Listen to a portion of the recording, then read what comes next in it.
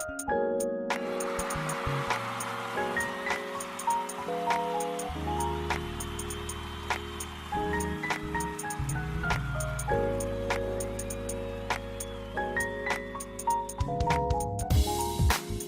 folks, welcome to the Good Wolf Show. My name's Cedric Boyd.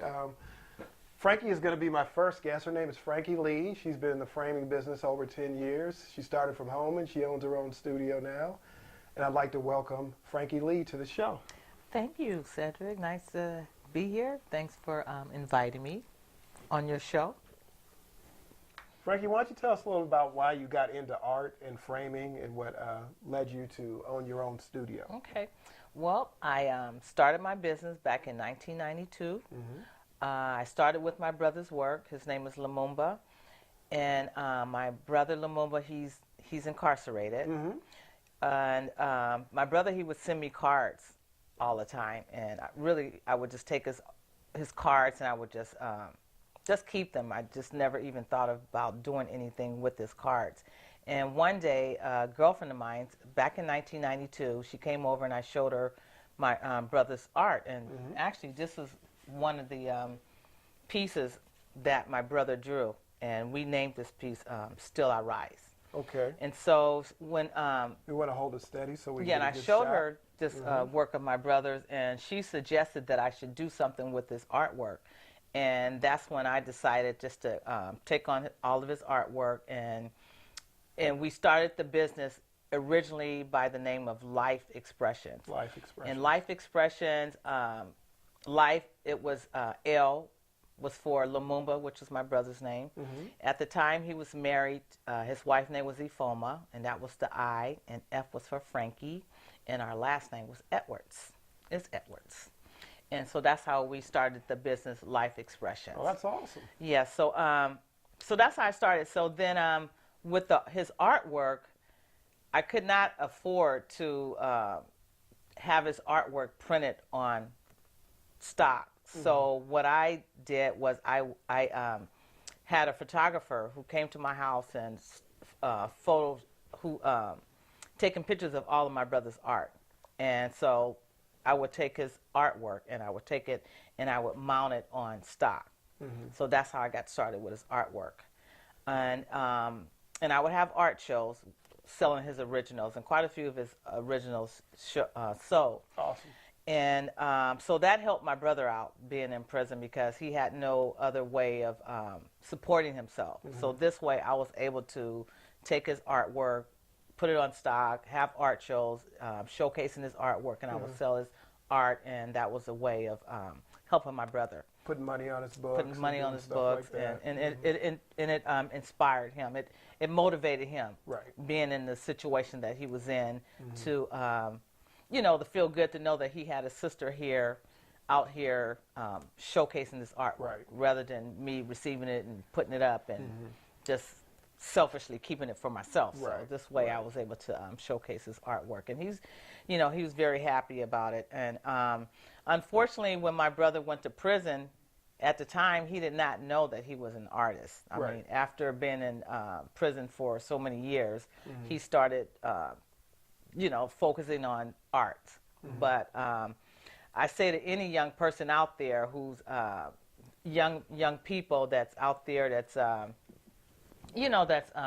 don't have who need to probably take their just get focused on what their passion is. And now this artwork is my brother's passion. But I say to young people just to just to if you find that you have a passion such as in arts, poetry, visual arts, photography, or whatever, just to get into that, because I think if my brother had known that this was his passion, he would probably be here today. Yeah, absolutely. And how long has your brother been incarcerated? My brother, he's been incarcerated for over 30 years.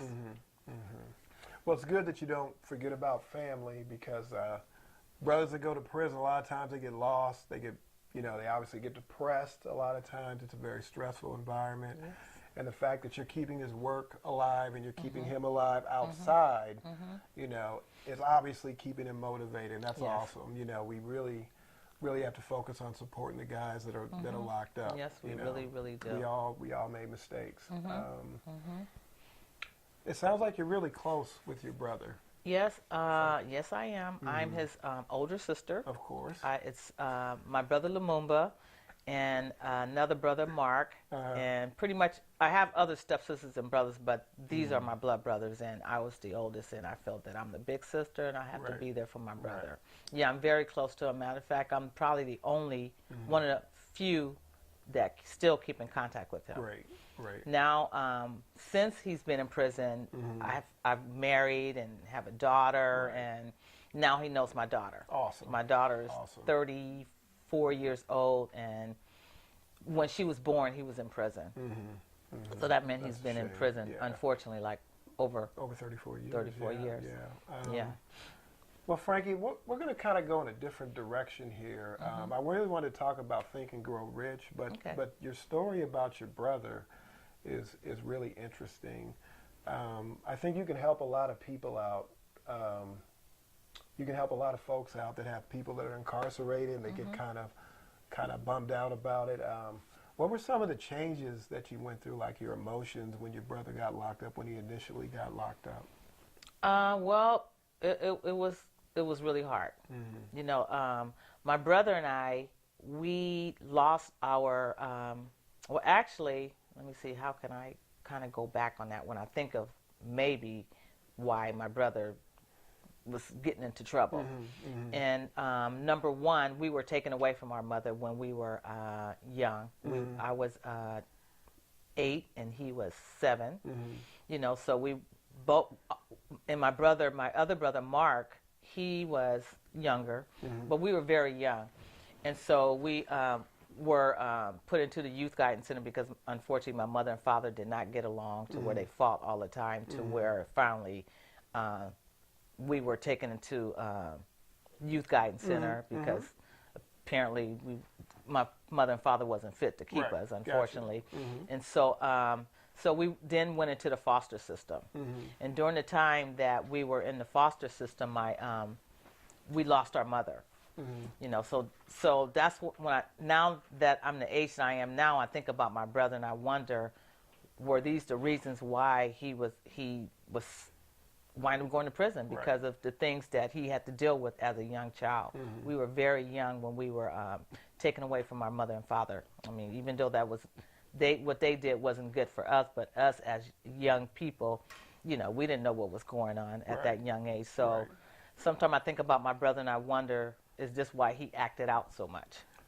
Well, you know, Frankie, I've worked with kids for 25 years, and there's something called the anger funnel. Young boys and young men aren't allowed to have emotions. They're allowed to have 2 emotions. They're allowed to have anger and laughter. And we're not taught to vent properly, and you know, we have all these fears and we have all this other stuff that goes on. We dump it into the funnel. That's why it's called the anger funnel, and it comes out angry. So your brother's a young black male, no mother, no father at this situation, and he doesn't know how to express himself because he's in a detention facility. Where were you guys? You guys were in foster care? We started off in the juvenile system in San Francisco, and from there we were put in foster homes. Right. So, you know, he doesn't have really a connection with these folks. A lot of folks that did not, I mean, there's a lot of great people in foster care. I don't want to say that, but a lot of the folks weren't so great. They were just doing it for a check. And it's tough for a young man to really feel that connection and that love with a foster parent, no matter how great they are, you know, because there's a lot of great foster parents. I don't want to be negative towards the foster care system, but there's a lot of great foster parents, but there's a lot that aren't. Exactly. You know? And when the lack of stability, and he's bouncing around. So and I say that's not good. You know, as young kids, you know, growing up, being moved around, you know, taken from your mother and father, and you don't know why. You know, and then put through no fault of your own. You know. Exactly. But that's the situation, and unfortunately, he had to go to prison, but he's finding himself in there. You know, unfortunately, he couldn't find it when he was out here, but he's finding himself in there. Exactly. You seem to overcome it, Frankie, and you know, I know it's still in you. Mm-hmm. Can you kind of tell us how you overcame such a tough I think situation? about that today to ask myself, like, Frankie, why are you okay? You know, but I've gone through some changes. Right, you know, I've, right. you know, being in the foster system. Fortunately, I had a good foster mother. Right. Her name was Gertie Robinson, and I went to her at the age of 8. She baptized Props me. to Gertie. Had me, Props to Gertie. Yeah, props to Mama Props Gertie, we call props to her. Mama You know, Gertie. and I was baptized at the age of 8, so she started me off in the church. She was just she grounded me. I could just say that, even though I had my mother and father, but I could say that she was the one that grounded me. Right, right. And she was a person also who I would watch all the time, who had her own business. You know, she never worked. Not from the time I went to her, she always had her own business. She, her and her husband, they bought property in San Francisco. It's prime property today in San Francisco. Right. But she had her foster care, and also they bought property, 3 flats on one side of Grove Street, if anybody's familiar with Grove Street in San Francisco near the Civic Center.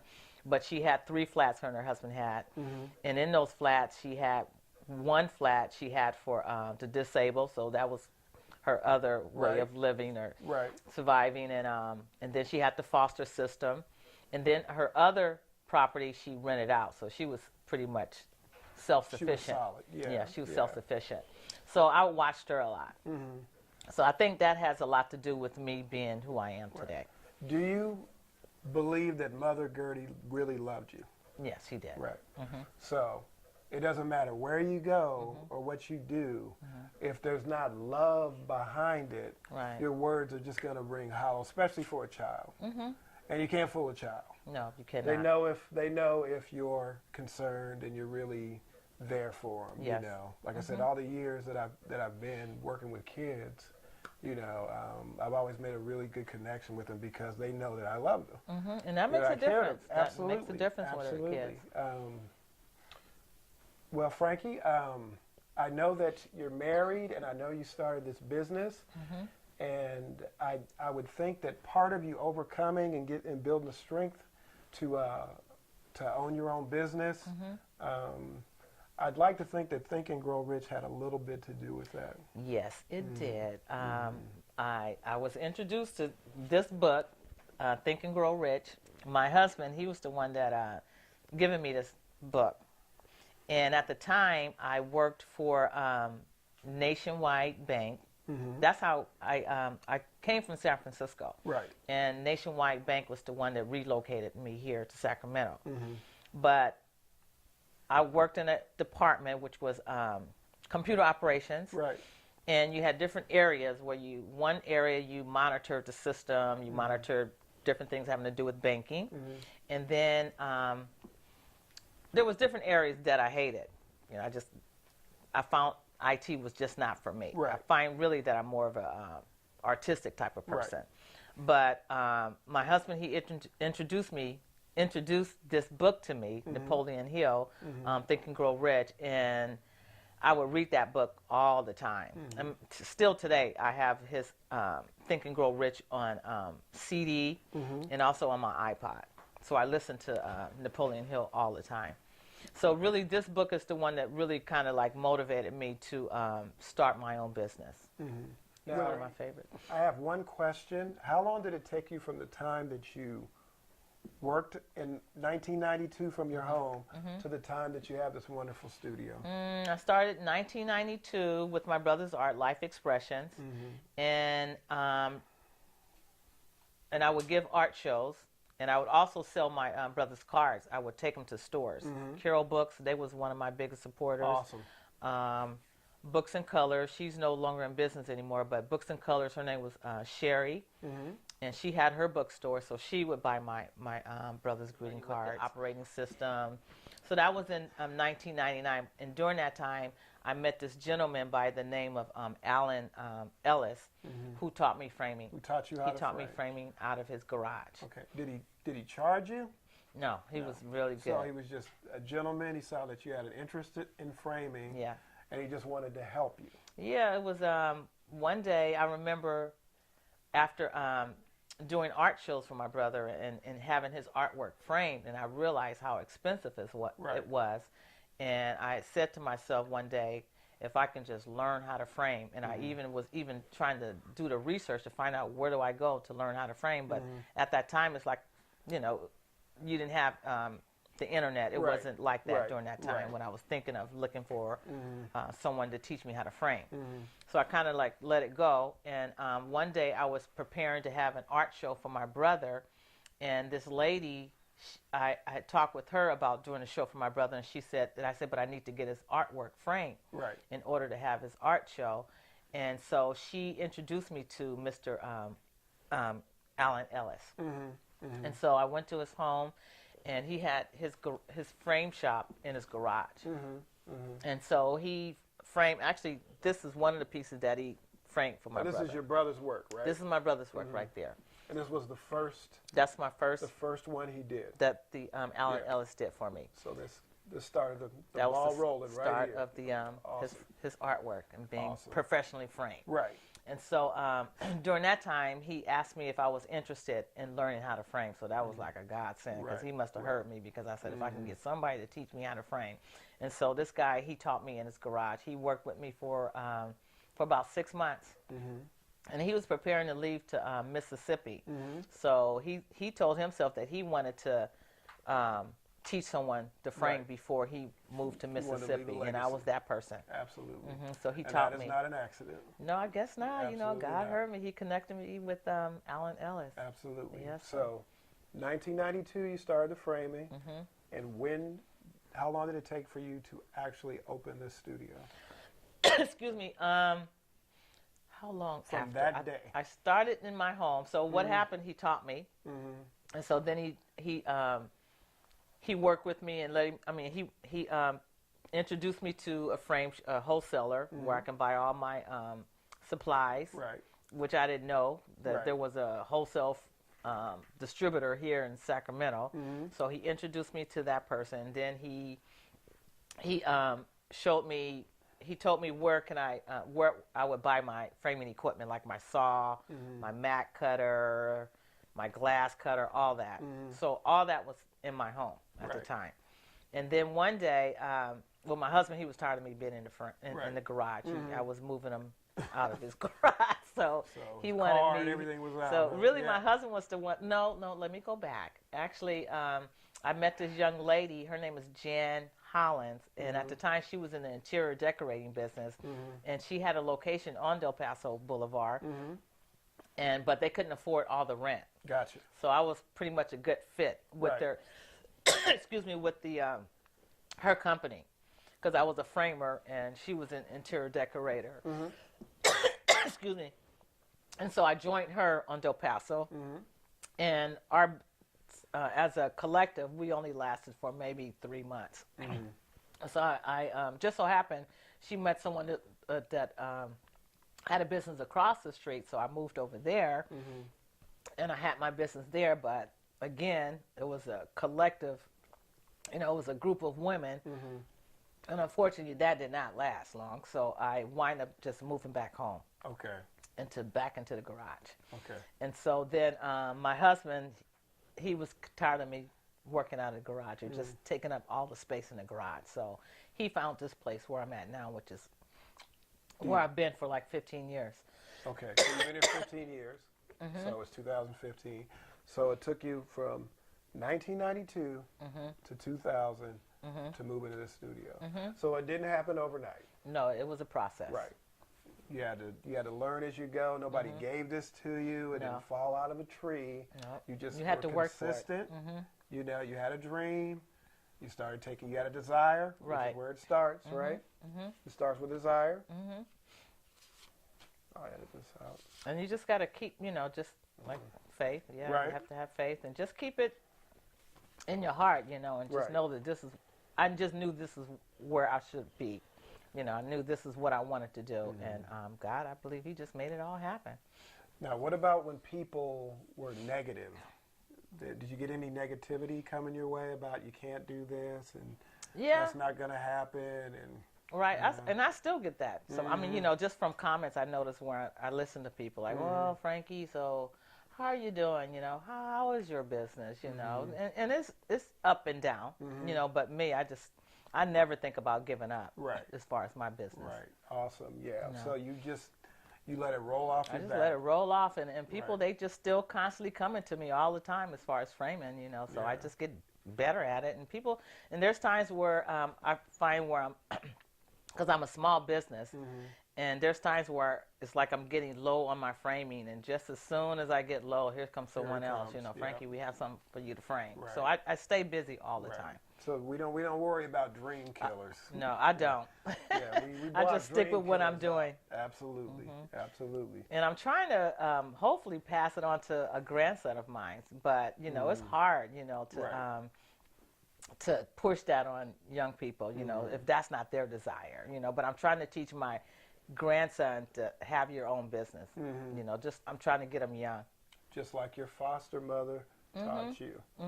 Now, do you remember if she actually sat you down and told you about running your own business, or was it just generally just from watching her? Just watching her. Right. You know, she never talked to me about having. I just watched her and realized as I got older that this lady, she never worked for anybody. She always had her own thing. And it is possible until she died, you know. It is possible to do it. Yeah. Yeah. Yeah. So that seed got planted there.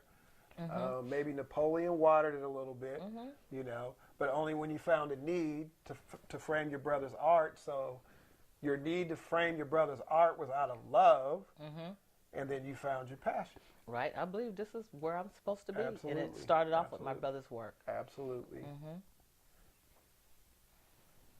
Where are we on time?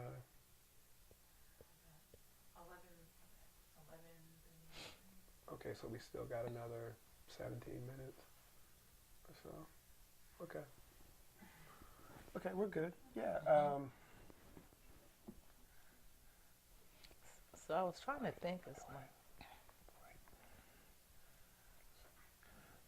Okay, Frank, you're very familiar with Think and Grow Rich. So if you don't mind, we'll go over a few of the aspects of Think and Grow Rich. Okay. You know, since I prepped for the interview and all. you did better than We'll go. Well, you don't have to prep. You know, you're the talent. So we talked about desire. Okay. You had a desire for two things, it sounds like. You had a desire to own your own business from a very long time ago, and then you had a desire to frame. Yes. At the beginning, I mean, my desire, number one, really was to always have my own business. Have your own I believe business. as a little child, Right. I remember in my mind wanting to have my own business. Right. You know, so mainly just to have my own business. I didn't know, I mean, when I think as a child, what I wanted at the time. All I know is knew that I wanted to have my own. Yeah. But later on, I started my business with my brother's art, so Right. that was my start of having my own. And it started up here. Yeah, and it starts up there. You know, and you can do anything if you want it. You Absolutely. know, if you It just gotta starts. You have to have a thought. Right, a it starts with a dream, thought. And you have to hang on to it. Yes, you do. You know. You And I have to still hang on on to it. And I still listen to Think and Grow Rich. Absolutely. Just to keep me going, you know, you have to have that. Absolutely. Absolutely. Let me see here. Okay, let's talk about faith a little bit. You said your foster mother took you to church. I don't know where you are spiritually in terms of. I don't know what your religion is or anything. When I was baptized, it was Baptist. Okay, It was a Baptist church. Baptist church. And at the time, I was young. I was 10 years old when she had me baptized. You know, but I could say she definitely started me spiritually with the faith and faith faith. in yourself and faith in your dream. You know, and that comes from that burning desire. Yep. You gotta have I mean, if you want something, you gotta feel it like right there. Absolutely. You know, inside of you. You know, And you're that's in the what right place. Right. And I felt it. I knew I was gonna have my own. That's just the way it was, and it is starting with a thought. So I visualized myself in having my own business. I visualized myself, you know, in the framing business, having my own frame wall with all my molding. It's just from going to those stores like Aaron Brothers and Michael's and seeing what they had and telling myself, you know what, Frankie, you're gonna have a wall like theirs too. You know. Absolutely.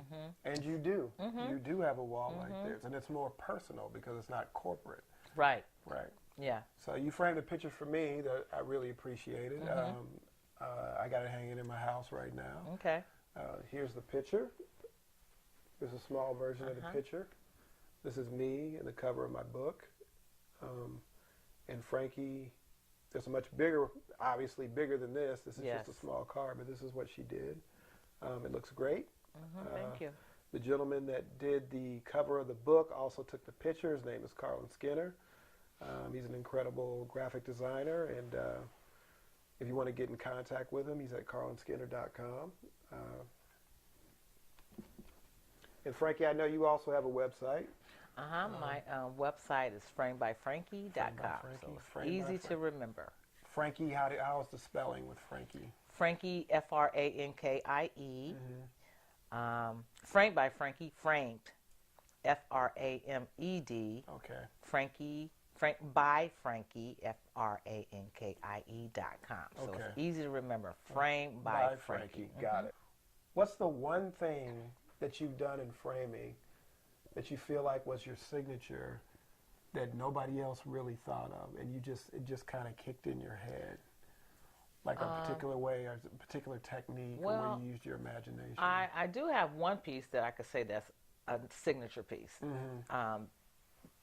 This person by the name of Marshall Bailey, he had was putting together an art. And so I don't know what that is. Frankie. Mud cloth is an African material. Using this mud cloth was her holding this mud cloth here. And so I decided to use this image in creating this artwork using mud cloth. So when I say the symbols, these are like templates that you would use to form like these different types of symbols, and that's what that is here. So I would say this is one of my signature pieces here. As far as you know, had anybody done this before you I've did never this? seen anyone use mud cloth in As framing. a framing? Okay, so this is a signature piece. Yes. You used your imagination. You just kind of flowed with the rag that The mud cloth. The mud cloth. The rag with the mud cloth. Right. And you just used your imagination, and now you have an incredible piece. And if you really love this kind of work, you can see more of this on Frankie's website, Framing by Frankie. Get in contact with her. Any questions, comments, just let her know, and you guys can take it from there. Hey, folks, thanks for joining us on The Goodwill Show. I'd like to thank my first guest, Frankie. It's been an awesome experience. My name is Cedric Boyd, and I'm always reminding you to feed the Goodwill.